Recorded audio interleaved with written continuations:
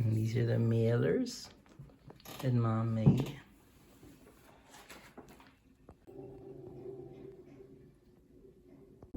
So after trying multiple times to put the resin in there and have it be nice and roundly shaped and all that, and failing over and over and over, I decided to just sand it and shape it to the way that I want it to be.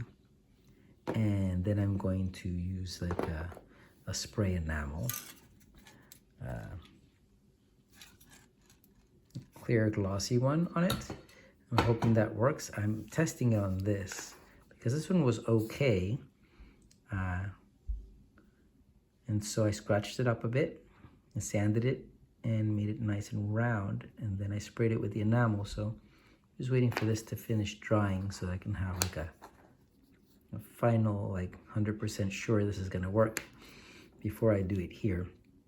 But it was cloudy like this over there before I sprayed it. So I'm hoping it'll look good over here once I finish.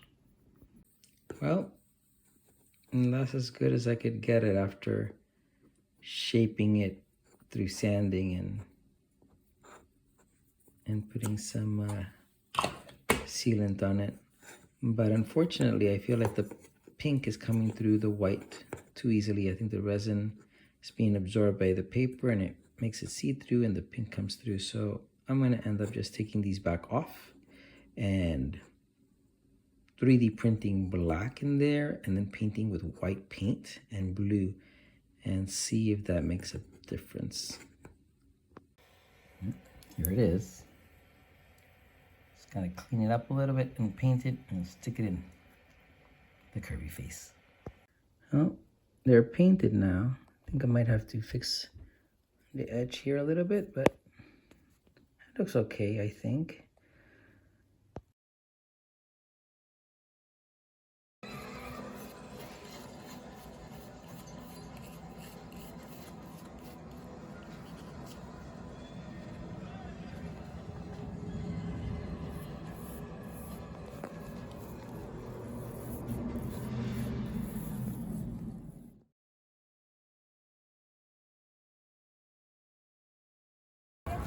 Throw it up in the air. That was...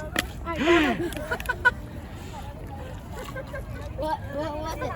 I was expecting it to like smash. Make it land flat, make it land flat. It was like thunk, thunk.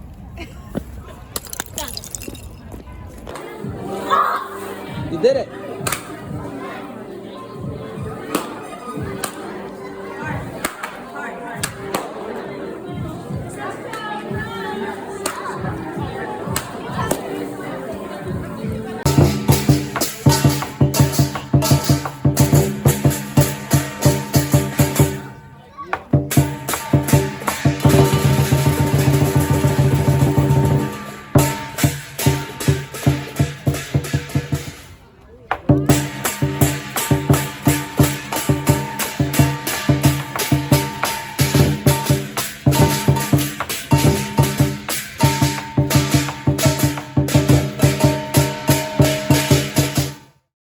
We're back for some voiceover.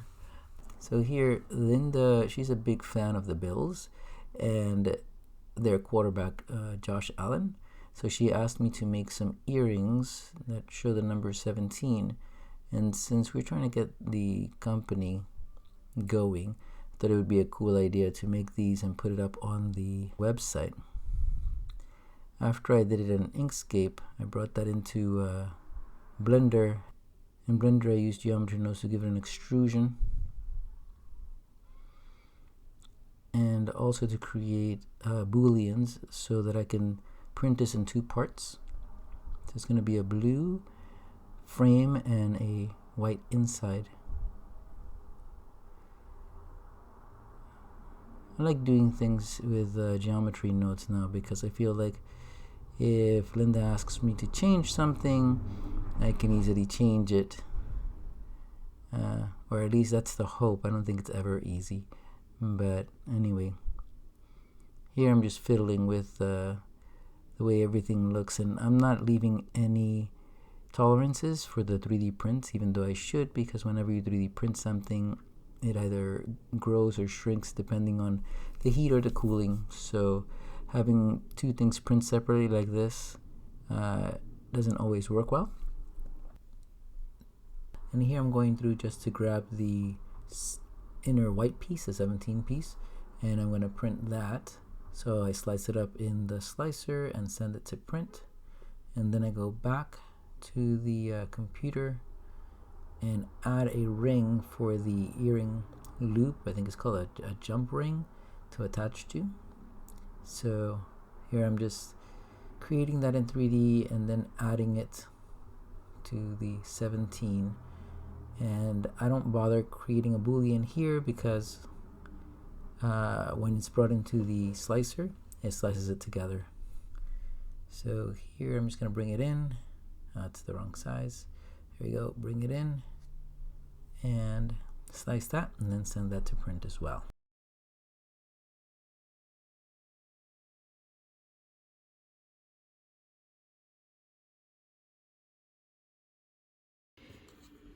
I printed them separately because even though I could print them together, it would lose a lot of time color changing for each layer. So I was hoping that by printing them separately, I would save some time.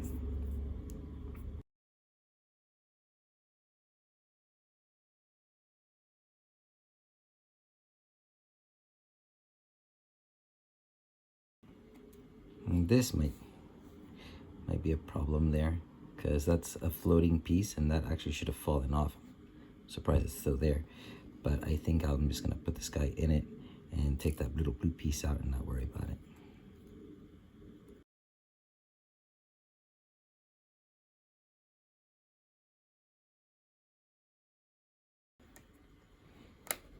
I could have also printed this with all blue on the bottom and then the white on top. But then the back would be all blue and you wouldn't be able to, I mean, you can't read it. But I think this works better, because that way at least you know it's a 17. It's pretty good.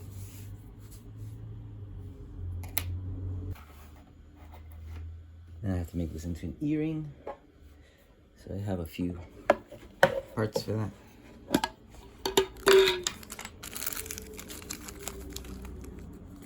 Here's one of those.